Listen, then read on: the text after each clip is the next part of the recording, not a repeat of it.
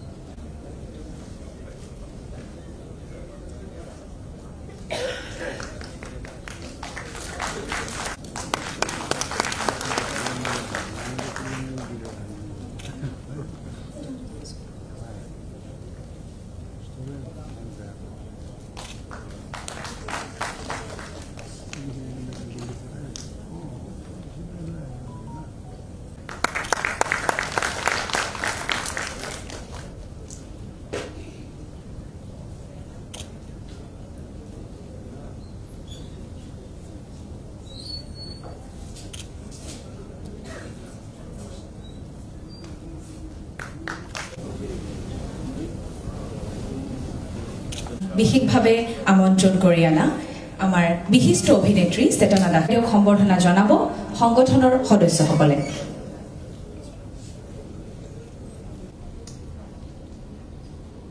Doctor Bhimrao আম্বেদকাৰৰ বঁটা পালে নিশ্চয় সকলোৰে ভাল লাগিব। মোৰো মোৰ তেনেকুৱা এটা বঁটাৰে মোক নিৰ্বাচিত কৰিলে। মই ভবা নাই যে মই এই বঁটাৰ বাবে যোগ্য ব্যক্তি।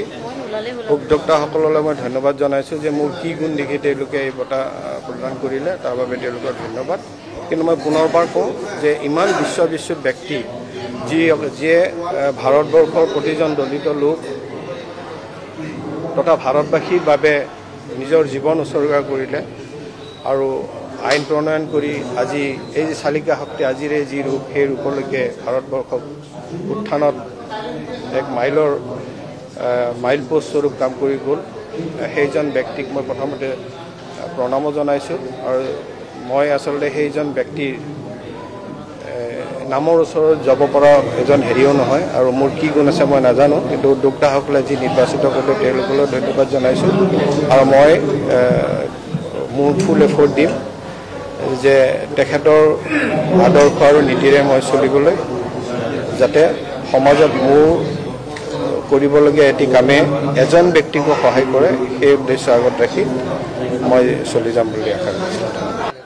যে আমাৰ যিটো অনুসূচিত সংগ্ৰামী যুৱ পৰিষদ অসমৰ যে আমি 6 তাৰিখে পতাকা উত্তোলন কৰি আম্বেদকাৰ দিৱস শ্ৰদ্ধাঞ্জলি জনাই বিভিন্ন জিলাত আমি সভা সমিতি আয়োজন কৰিছিলোঁ।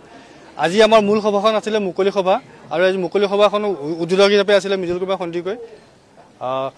বিশিষ্ট বক্তা হিচাপে আছে ময়ূৰ বৰা।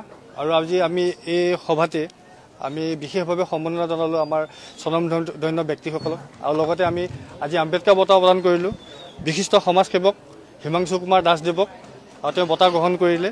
ইতিমধ্যে আমাৰ আজি যিসমূহ কাৰ্যসূচী চলি আছিলে সেইসমূহ সমাপ্ত হৈছে।